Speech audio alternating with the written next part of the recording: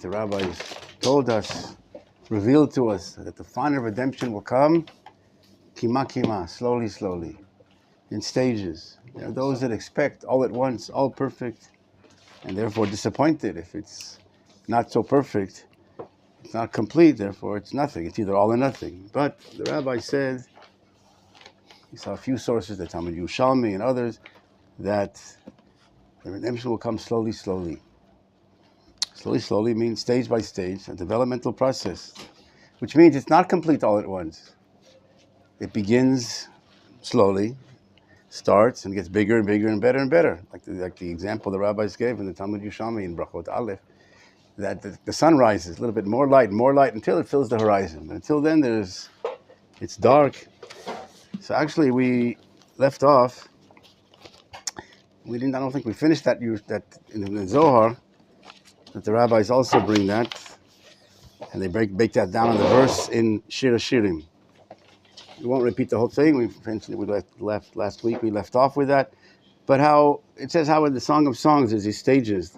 There's the dawn, there's the moonlight, and then the sun, and then the great light. And the rabbi said the dawn, the shachar, shachor, it's dark, refers to the darkness of the morning, which is the strong darkness that precedes the exceedingly faint morning light.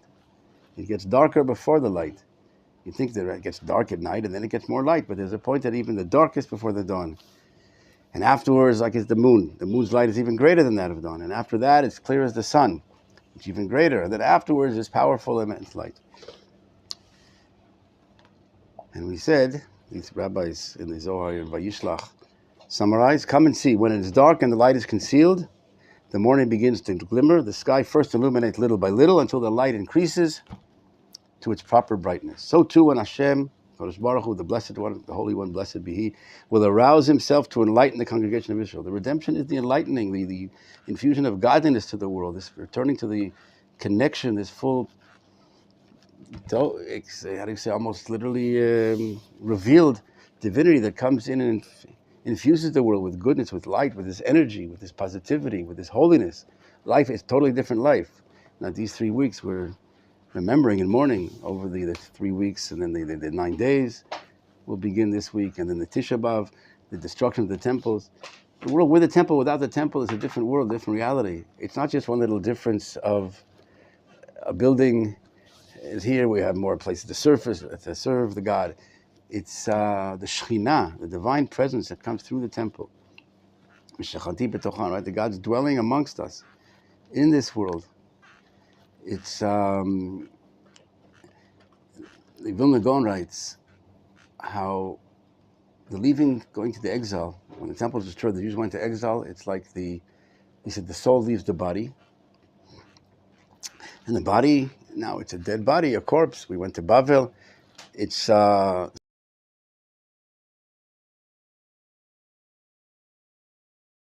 whatever, and then he says it stages of deterioration.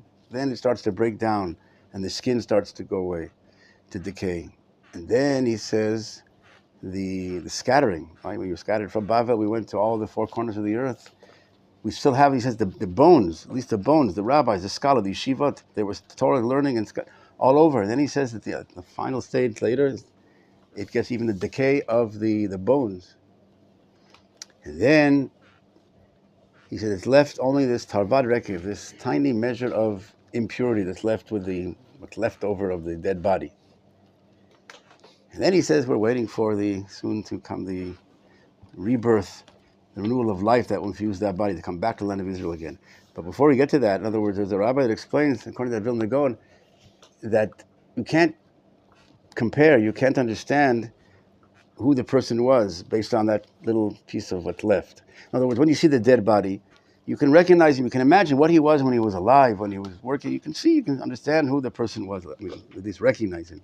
But what's left, the piece that's left over after years and years, there's no way to recognize. And so that's the comparison between with the Beit HaMikdash, without, with the Shekhinah revealed and without. It's literally what the rabbis say. We'll see in Yechezkel 37, the dry bones prophecy. I'll take you out of the graveyard and bring you back to the land of Israel. The exile is the graveyard. What do you mean graveyard? The Jews seem to be alive, kicking and happy and religious and doing the mitzvot even all over for the last 2,000 years. But that's the graveyard. death, what the Rabbi said, compared to the life, the vitality of when the Shekhinah, the divine presence, the Sanhedrin, the prophecy, the Beit HaMikdash, and the Jewish kingdom, the vehicles that enable this flow of energy, of life, of vitality. That, again, we can't imagine what can be more alive than we're alive today. What do you mean? You're either, God forbid, dead or alive. What can be more alive? We have no imagination. The Vilna Gaon also, it's in his name. And he says, if you know the Vilna Gaon, living, right, he was born in 1720. The giants of, you've heard the Vilna Gaon, of all the Torah, everything. It's amazing what a human being could achieve. He says, I could picture a little bit the life of a rabbi, of one of the Rishonim. The Rishonim period, hundreds of years ago, a few hundred years ago, like the Ramban, Rashi. I can imagine their greatness. And not that he's compared this thing, but I could at least a figment of imagination what their grandeur, what their level of life was. And I could even go backwards and even imagine even greater than that, the period of the Gonim. The Gonim, after the Talmud, there was the Gonim period, 1,000 years ago, Rav Sadia Gaon, Rav Hai Gaon. And then he says, I could also picture the greatness. Again, you have to be great to understand the greatness of these giants. It's hard to imagine their life level. But as I can picture even the greatness of the Amoraim from the Talmudic period. And then it's even of the Tanaim, of the Mishnah period. But it says what I can't imagine whatsoever, no inkling whatsoever, is the life level of a simple Jew during the Second Temple period. And he says not to talk about the First Temple period, when we had the Shekhinah, the revealed in prophecy. The Vilna Gaon, you can't imagine what that level is. Of the Rishonim, you can imagine. The Rishonim, but again, it's hard to fathom. But he says, I could. It's a different life level, the energy, the vitality. Life is infused with meaning, with purpose. It's not in order to get to something, to make a living, what are you living for? It's when life, the divine presence, so fills everything you do when you're doing properly, right? Doing good things, of building and doing and living. And that's what we're mourning, the loss of that. Okay, now we're back to the land of Israel. It's very great, a great stage towards redemption. But these 3 weeks, and especially Tisha B'Av, we remember what's still lacking. It's a revolution of a difference of life. And it's not just that we're lacking the prophecy, we're lacking the Beit HaMikdash, the temple, etc., the sacrifices. Even the things that we can do today, we learn Torah. But the Gemara says, the Talmud Bavli, Rabbis in Bavel, and Talmud Bavli in Chagigah, page 5b. So since the Jews were exiled from their land, you have no greater bitul Torah than this, no greater cancellation, negation of Torah. What is cancellation of the Talmud Bavli? They're the rabbis, they're living in Bavel, outside. What are they saying? They recognize, they explain, they reveal, it's a different level. We have Torah, we're learning. The mitzvot.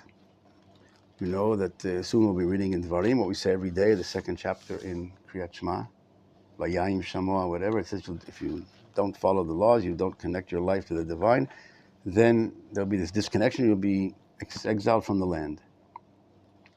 And then it goes on to say, but you should continue learning Torah and putting on tefillin, etc., have mezuzot in your houses. So the Rabbi said, what's this juxtaposition? You'll be kicked off the land and keep doing the mitzvot. And Rashi brings down from Chazal, the Ramban brings down, Rabbi Nechaya, on this verse in chapter 11, in Dvarim, verse 18, that we say every day. On that, Chazal tell us, and I said you can look up on the Rashi, and then you have in your books available more. It's in that you should, even though you're exiled, continue doing the mitzvot. Why? So they shouldn't be new to you when you come back. It's as if they're saying it's like at the rehearsal. The real significance, the real metaphysical influence, the radiation, the bringing down God's presence, this flow from above is when you open up the valve, so to speak, and let this energy that God, in the mitzvot, we mentioned before, right? Once, like the Nefesh HaChaim explains, the student of the Vilna Gaon, Rav Chaim Volozhin, in his book Nefesh HaChaim, talks about the universal significance and effect of Torah and mitzvot. It's like, again, physical metaphor, you have to be careful now, but it's not but like opening up this faucet, this energy, this divine light, energy that comes to the world, It comes down, so to speak, and you open it up and like you open the faucet. It doesn't start with you. You don't create holiness. You enable the revealing of godliness, of goodness, of energy that comes, positive energy to the world. The world is more and more advanced, more moral, more spiritual, more seeking truth and justice. The world, mankind is now energized towards that. We see the world is advancing. It used to be pagan and very cruel, and now there's still a lot of evil and corruption. But at least now they try to justify it. They have to explain it. We go to war, but for a reason, for a purpose, they have to give some moral explanation. In the old days, there was no explanation needed. It was barbaric. The world, anyway, there's many, we can talk about this, how the world is advancing in spite of all what is still lacking. Because of this Torah, that is this energy, this positivity that is coming to the world more and more. And that is when the Jews and the land of Israel, but outside the land, it's a total different, it's like, life is like you have this machine, and you unplug it from the, from the electricity, the socket. It just, so now what do? You have this artificial resuscitation. You have these, you go to the hospital, God forbid, you have the kidney machine, the lung machine, like you don't have the life coming down through you. It's now, the life source stops, and now you try to artificially keep the thing going, keep it from underneath, not from the divine down to us, but rather for man, and we try to keep it going. That's the reality of, without the Beit HaMikdash, without the temple, without the Jews in the land of Israel. You don't have this flow from above. What we say what we said on Shabbat, on Mincha, it summarizes what we've talked about a lot, but it summarizes that the prayer in the Mincha, Ata Echad, V'Shimcha Echad, U'Miki Ka'amcha Yisrael Goy Echad Ba'aretz. You are one, the transcending God is one, His name, His ideal, how He's revealed in this world is one, this oneness, this totality of godliness that permeates all. How is that revealed? Through the nation that is one. The receptacle of that oneness is this one entity, this divine, national, created entity that's called the nation of Israel. But where? Ba'aretz, Goy Echad Ba'aretz. And there's always said, how the rabbis say, we'll get to this topic with the sheets and the sources more, but take my word for it for now, till we see it. Goy Echad Ba'aretz, in the land they are one. There they can receive and express that oneness in this world. And then all of creation, all of mankind, all of the animal kingdom, the world, everything is uplifted. Everything is infused with goodness, with this energy, this morality, with holiness, with how do you say, with tzedek, v'yosher, justice and kindness and truth and then integrity. That's the norm. We mentioned the Ramban in Dvarim chapter 30, verse 6, we mentioned how in the future we'll turn to the Torah as nature. Not that you fulfill the Torah. Now we have, like I said, you don't have this light, this energy. So now you have this artificial, so we try to do what the book says to do, so we do what it says to do. When you're normal, you don't need the book to tell you, breathe 12 times, I don't know how many, 20 times a minute.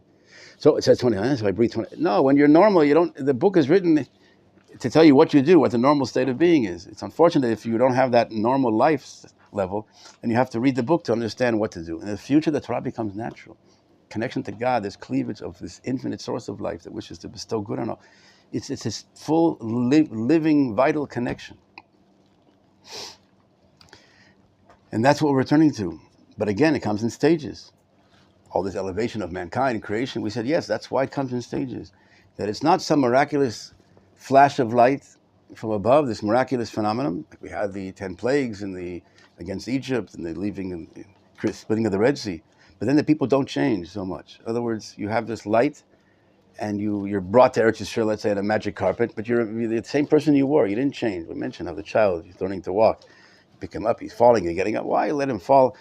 You just pick him up and bring him where he has to go. But then he doesn't learn how to walk on his own 2 feet.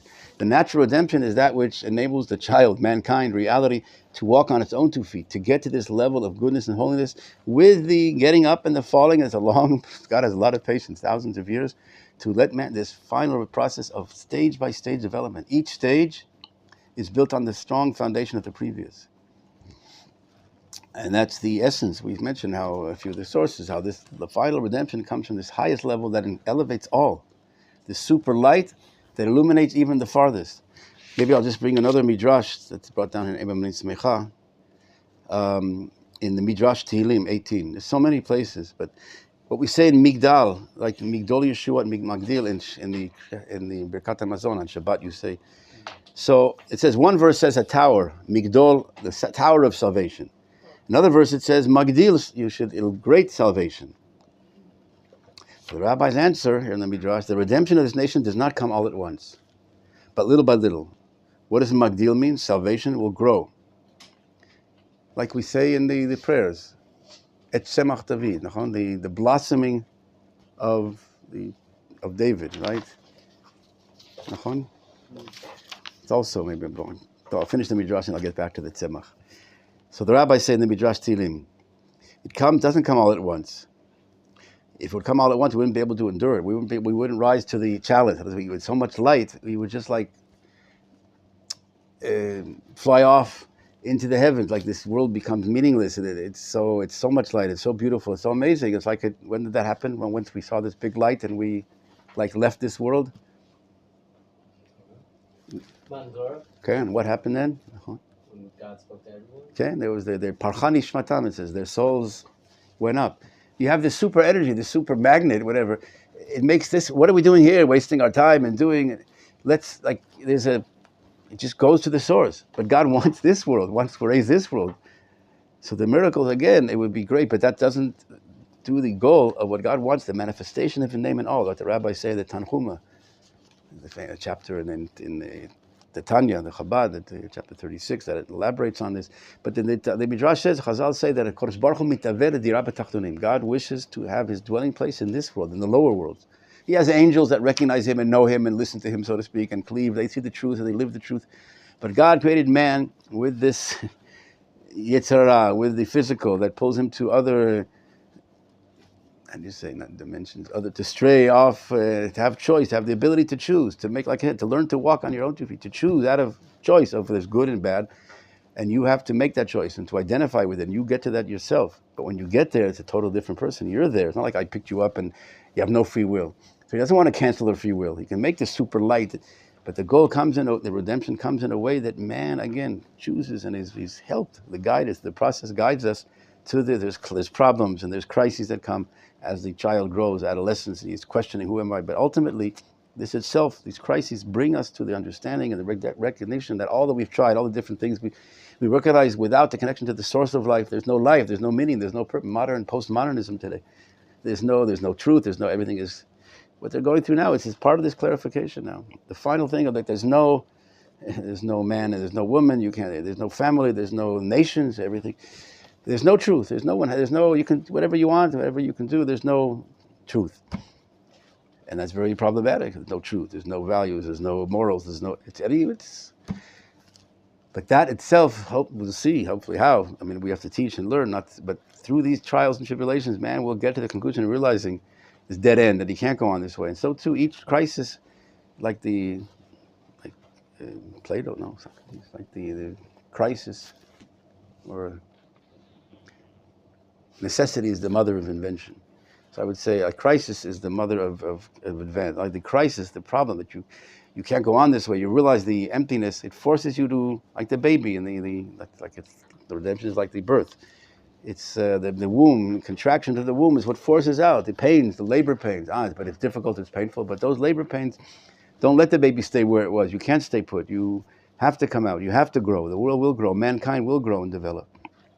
Nevertheless, it comes in stages. The redemption is compared to the dawn. I'm going in the Midrash Tilim of our rabbis. Then light will burst forth like the dawn in Yeshayahu chapter 58. Why is it compared to the dawn? The hour closest to the morning is the darkest one. Again, what the English expression, darkest before the dawn. This was Chazal way before. If the comes out too much, it would be blinding. It's too much light. And that's not the goal, to destroy, to get rid of this world. Some, nirvana, to escape this world, or to leave the physical. No, with this world, to elevate with the body, like I started to say, that God lowered us down with the man in this challenging world, with the desires in many different directions, and to use all that and to live all that, not to run away from it, not to be an angel, to be a man, and to be an angel in this world, with the body. And that's how the manifestation of this goal, this soul that is so lofty, that has the power to illuminate all. And that's what God wants, this oneness of God. The Ramchal elaborates on this in his book. In Hebrew, it's called The Knowing Heart. Oh, there it is, in the green book over there, sticking out. The Knowing Heart.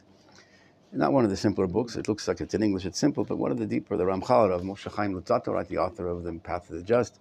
He has a few books, Derech Hashem, also Emunah, and then Dat Vunot. He has other books, even higher levels. But there, the understanding of the oneness of God that is revealed not in that there's no other opinions, that there's no other forces, that there's other forces, And yet, they're all part of this bigger plan. In other words, what you thought was against, let's say, putting it down to what we're talking about here, the natural redemption, to come to the natural way. All that you thought was natural with Ben Gurion, Herzl, with secular Jews, with this, with forces, where's God?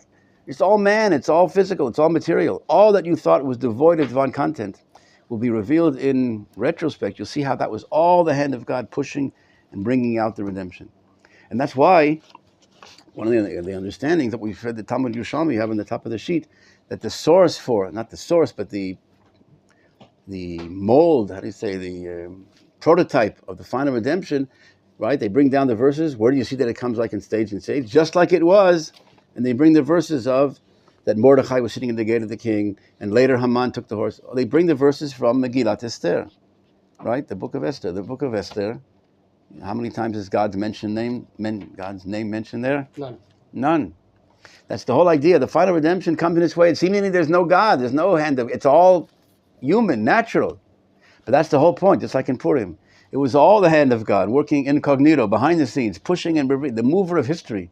But the mover of history, we said he sometimes does it in revealed ways, like the redemption from Egypt. Anochi Hashem, I took you out of Egypt. But there's also Anochi Haster Astir, I will hide my face. And that they say is the redemption, like referring to Esther in the Torah, right? The Gemara in Chulin, page 139. That verse in Dvarim 31 is referring to the redemption at the time of salvation, at the time of Esther, of the Anochi, the same Anochi, it's the same I. I will hide my face. It's me working and doing, but you won't see my face. You won't see the hand of God in history.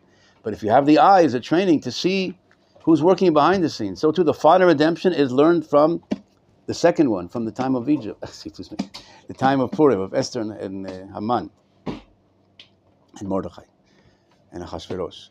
Now, the prototype for the final Geula, the redemption, is this natural process, seemingly without the name of God, but it's all the hand of God. And that's the greatness of it, that all that, again, that you thought was without God, it was not God. We're waiting for God, but it revealed that nothing, not just God is in heaven and the Mother Nature runs the show.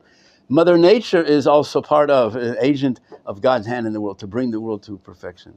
Everything is working. That's what the Ramchal talks about. That. Every day, God is working to push the world closer and closer to the fullness of the revelation of this light that was concealed at the time of creation. Then man sinned. So now there's this ideal, there's this light, and there's a certain blockage, a certain obstacle that's blocking this vitality, this energy, this light. Seeming that the world is unplugged from it. Can't be unplugged from the source, right? There's no life. But the exile is a level of unplugging, like he says. And the Shema is now in the heavenly abodes, the soul of life that infuses the nation with life. It's now lacking, and now each one is on their own, and there's a purpose of that. Maybe quickly, we have some time. This historical overview of a few thousand years. The first temple, which is regarding now, they were mourning over the loss of the temple and praying for the return of the third final temple. At the time of the first temple, there was this energy. There was the prophecy, and the Shekhinah was revealed, and the miracle on the altar, right? The fire coming from heaven, and no rains and winds could. It was amazing. The presence of God was, you could say, tangible. However, the individuals weren't prepared to receive that high level. If you did prepare yourself, this magnet was so strong, this divine magnet, if you want to, this pull to the connection to God, it was a necessity. It wasn't like today, you can be religious, you believe, you don't believe. If you want to believe, I don't need religion. It wasn't, you had to be connected to God. If you're prepared properly, like the Rambam says, morally and intellectually, you got the levels of prophecy. If not, this pull to God brought you to, if you're very, what? Heresy? No. Different. You had to have God. There was no heresy, there was God, or atheism. There was no atheism. There was no choice of not God. If you're very materialistic, and everything by you is, you tell a child that God is big, is greater than, is like bigger than the Twin Tower, whatever is big, is gigantic. He's the best good there is. He's the sweetest thing there is. So how? God is this big giant chocolate bar. Because his concepts are the physical and material. That's what he thinks is big. And a chocolate bar, the best thing there is. So a giant chocolate bar. If you're very materialistic, God is something you have to hold. You have to have in your pocket. You have to bow down to. You take a stick. You take an stone, and you bow down to it. That's called idolatry. At the time of the first temple, there was a strong, it wasn't like today. We can't imagine how a guy would bow down to a stick. He carves a stick, and then he bows down to it, you're my God, and save me. Then the Gemara brings down from Menashe, one of the kings, the evil king, idol-worshipping kings. And he said with this rabbi, it's not a long story, I don't get he comes to him in a dream, and he realizes, he says, if you were in my time, you would have picked up your, you had those dress, those days, whatever, you would have picked up your garment, so it shouldn't bother you on the path, and would have run to the nearest idol-worshipping place. It was such a strong pull. You have no idea, in your day, what happened. Let me just jump ahead. In the second temple, it says the rabbis, they got rid of this yetzer, this pull towards idol worshipping, and also stopped prophecy. In other words, there was a stop of this flow. Samson, a friend of mine, once gave a metaphor.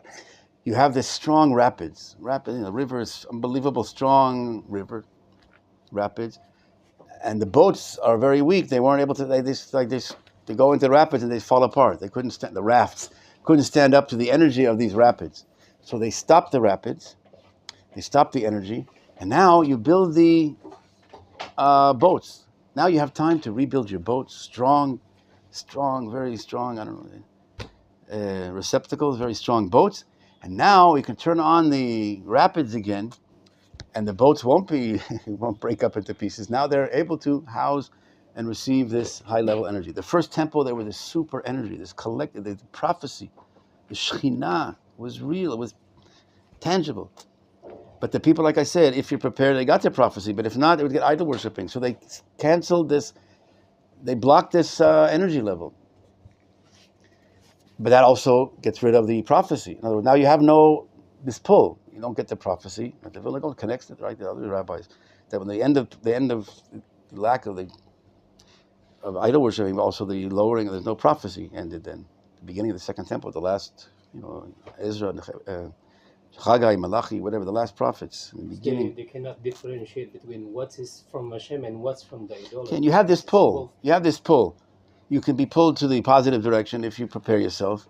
If not, the energy is there. You can't, like I said, you can't be part of it. You can't be an atheist. There's no God. It was just, but you can think that God, I need God. I have to have God. I have to have this connection to something beyond. So all the formations of idol worship that man made to define, but it was real. It was energetic. It wasn't something, the idol worshiping succeeded, did a lot of things. They had energy. They had this negative energy, using it improperly. But afterwards, the second temple is now building individuals. You have no longer this collective super energy. Now like I said, the plug is out, and now each one is to build individuals. You go to the second temple, and they said the rabbis say in the Midrash Hechalot that the second temple period, that's the period of the advance and the glory and the elaboration of the oral law. Now it's as if the Torah wisdom from man, not from man, it's a continuation of the divine, but now it's the oral law from underneath, like man, the wisdom of man with the divine, again, inspiration and assistance. But now it's the individuals, like it says in Pirkei Avot, Amidu Talmidim Harbei, making a lot of students, the meticulous, talking about doing the mitzvot. We all did the mitzvot, but now it was more like the focus on the individual, the Olam Haba, the future goal. Then it wasn't talked about. There was always Olam Haba, the future, but it wasn't necessary. When you're full of this light, the present is so full of meaning. You don't talk about what's going to be after you die, after the soul, what happens. It was irrelevant. It didn't hold any place when life, every moment is connected to Hashem. But that light is gone, and now they talk about, wait a minute, what's going to be afterwards? The meticulous of doing the mitzvot and this. And then we come back to the third temple. After 2,000 years of working on individuals and what the exile did to us, and again, building up the individual vessels. And now when the light comes back again, the third temple, what we're returning to soon, B'ezrat Hashem. It won't be, what will happen again, maybe again, the super energy that the good guys will be channel it properly, and it can go again in the wrong direction. No, then the advances will be so proper that now the energy will be not devastating and overdose. It'll be now you're ready to handle it. That's why there's the stages of development that it comes in slowly building up. Like we said before, that each stage comes and you get accustomed He says it'll ascend gradually. People will grow gradually, ascend from one level to the next until they're accustomed to one level. They move on to the next until they gradually reach the highest level. Now, all these things are the building of God's way of running history. The final redemption is not like the lacking, like Rav Kook writes in a letter, Tafshin and Gimel, that the redemption that comes in a natural way isn't a lower thing. Oh, it's so bad. God could have done miracles and fantastic and supernatural. Why? It's such a secondary level. No, it's the highest level that uplifts everything. Nothing is left behind. Even what you thought was nature. And then again, it's natural and mother nature and human doings. All that you'll see that there's nothing outside of the divine. It's all this super plan of God and working and maneuvering things like it in Purim, so to speak. All the coincidences, whatever that took place over 10 years, right? The Megillah, we read it quickly, but it wasn't so miraculous. Nothing that made the Shushan times. It was nothing miraculous. God is helping the Jewish people. Haman is doing this, Mordechai is doing this. It's all isolated events. And through all that, that's all the hand of God. And that's how the final redemption comes in this way to bring about this super elevation of all. So I told you, this one last thing I wanted to, about the tzemach. We see also in the prayers. We say 3 times a day in the morning the prayers of the verse of a tzmicha, that the redemption comes like a tzmicha, like a blossoming, stages of development. You know where we say it? The Amidah. In the Amidah, et tzemach David. Okay, that is more clear. Nachon. There's 2 more. We say in the morning, in Birkat Kriyat Shema. Before Kriyat Shema, we sit here, it says, Ba'al Milchamot, Matzmiach Yeshuot. We have here. They have here a siddur. We say in the morning, before Kriyat Shema,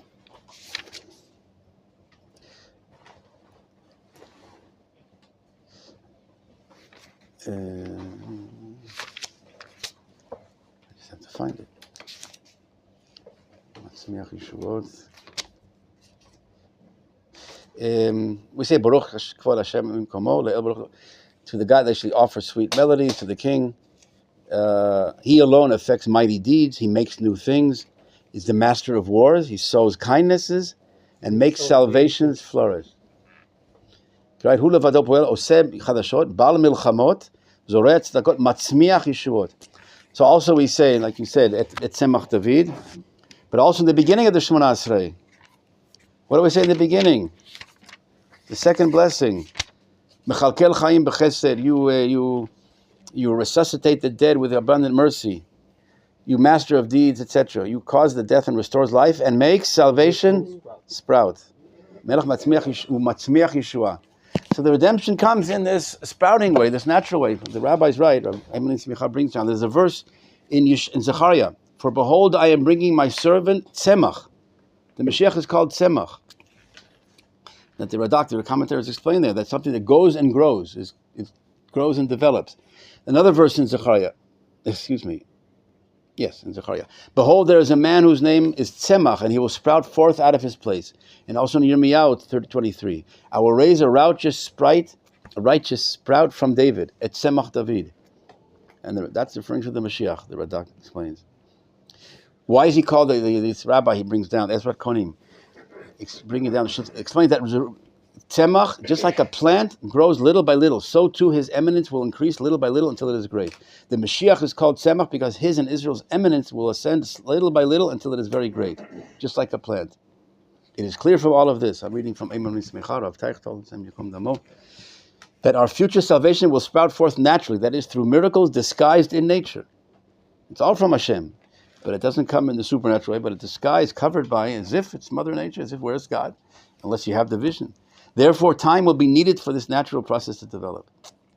That's what natural means, like the Maharal explains. Natural is that which comes in functions of time. The miraculous, the whole goal is right away. Natural means the goal is there, but it unfolds. You don't see it right away. It unfolds and develops like it's growing. But you had something to say. You want to say? No, I guess the rabbi answered the question already, because I was just asking maybe the reason why being King Menashe was able to follow the idolatry is because you don't know which one is idolatry, which one is from Hashem. I was just wanted to ask, if we apply this today, how can we be sure that this growing of the country right now is from Machon, because there's like other people doing idolatry in the government. Again, because the redemption is only by this one source. There's one God that is moving history, and it comes in stages.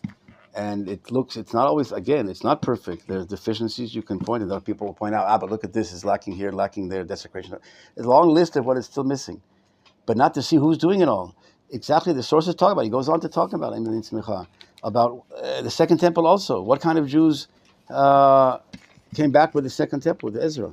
The majority of the Jews didn't want to come back. The religious Jews didn't come back. Who came back with Ezra and Nehemiah? It says in the fourth chapter of Kiddushin, these 10, what do you call them, levels of yichus, of descendancy, of lineage. Of the lower levels, mamzerim, people that didn't know who their fathers were, how do you say, illegitimate children, whatever. Those are the ones who came back and built what we said, the Second Temple, which came out of that, the Mishnah, and all the period of the oral law, like I said, like the rabbis say. Wasn't the holiest, and the people came back, and Ezra and Nehemiah had to work to do what? The people were desecrating Shabbat, and they had to separate them from their Ashdodi, their intermarried, their non-Jewish wives. That's the Second Temple.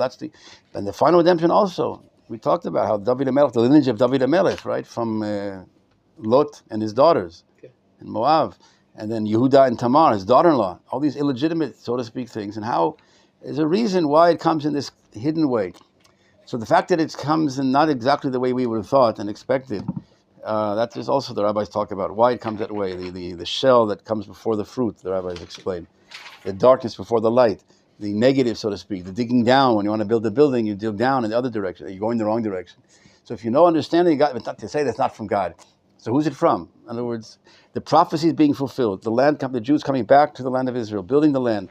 Unbelievable. All that's taking place exactly, literally fulfilling, as we'll see the prophecies a little bit, stage by stage, exactly what it says. And you say, no, but it's not from God. So either it's from the devil, I don't know, some other force, or it's from man. You're saying from Herzl. He stole the running of history from God. God is in control always. And fulfilling of these prophecies is a positive fulfillment. It's not like everything is God. You could say, God forbid, all the bad things also from God, if you want to say that. But yes, but here we're talking about even that is also part of but man has free will. But here we're talking about beyond the free will is in spite of using and coming through these people who are using their free will in wrong directions. They're not religious, they're not holy people always. Nevertheless, doing the positive, recognizing the positivity of what is the fulfillment of all that we've been praying for to come back. But it's not complete. So that's what we're talking about. It comes in stages. And it's not complete all at once. It's not all perfect. Because the people doing it themselves are not aware of the source. They're not being, I'm doing it because God tells me. I don't believe in God, I don't want God. But nevertheless, God is, we said, using them as agents. We saw, right, the Radak, that he works through us and through Koresh, non-Jewish idol-worshipping king, that through the Koresh back direction, I'll use all the different forces to bring about my hand. The people themselves are not aware, and therefore they don't run our lives according to the Torah. They're not religious. But your understanding is, but I'm not dependent on what the people say. The child is growing and developing, and I say you have a holy neshama. What neshama? I don't believe in God. Ask the child, you have a neshama? He's not aware of that. But we have to know what is the objective, true reality, what is really pushing, in spite of, indeed, the negative external facade, and that we have to work against. We don't accept the bad in other words, that's the bad. We recognize there's good and bad. But not to recognize the good because there's a bitter shell that surrounds it, and therefore they say everything is bad. There's nothing good in there. You're throwing away the baby with the bathwater. You throw away the seed, the egg, the future fruit that is there. You have to know how to get rid of the bad, how to understand why there's bad. If it's the redemption taking place, why we don't? If it's so good inside, why is the exterior bad? The rabbis say that. The generation of the Mashiach, there were generations who were good on the inside and good on the outside, behavior. There were generations that were evil on the inside, the evil core, let's call it, and obviously the evil behavior.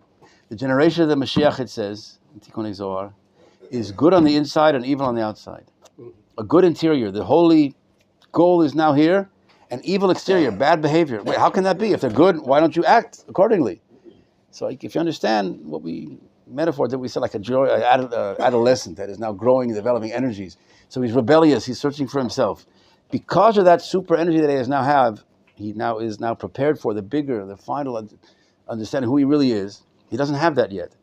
He's no longer able to stay back with the childish explanation. Just do this and don't ask questions. And stay put. So he's outgrown the childhood state. He hasn't yet reached the adult state of knowing what is the proper fulfillment of his inner energies. So he has these energies that are searching for how to express them. So he breaks in many ways. The breaking of the shell, which you see a negative, you breaking of all the norms and all his parents and his rabbis and the Torah and God, I throwing away everything, so to speak.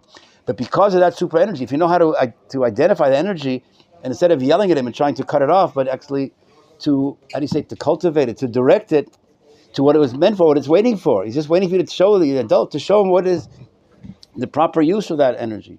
Now we're going through that stage, like I said, the postmodern, of post-Zionism. Everything is post now. If Eretz Yisrael is just what I thought it was, just what the secular Zionists defined it as, just coming back, safe refuge, and just stay here and don't ask questions, just to be here. Now we have questions. Why? What is it for? Because now we're prepared for the inner preparedness and readiness and the demand for the bigger understanding of the true significance of our presence here. And if they don't get that, then I don't want it.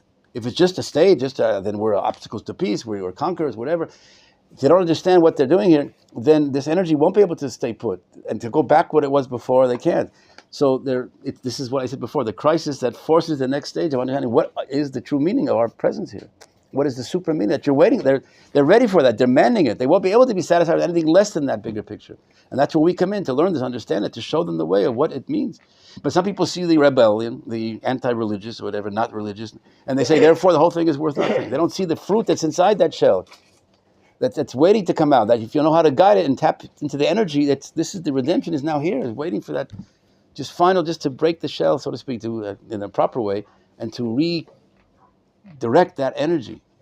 But if you don't see that within the shell, all you see is the outer shell, then you'll totally misjudge and misguide this whole generation. Our goal is to understand, to see the hand of God in all this, and to bring it properly. I wanted to get, next time will be more sources on this topic of the redemption coming in stages, a lot of rabbis that have brought this down, and then we'll get to going backwards even further of the biblical sources for this. What does the Tanakh, what do the prophets say about the final redemption? Zat Hashem.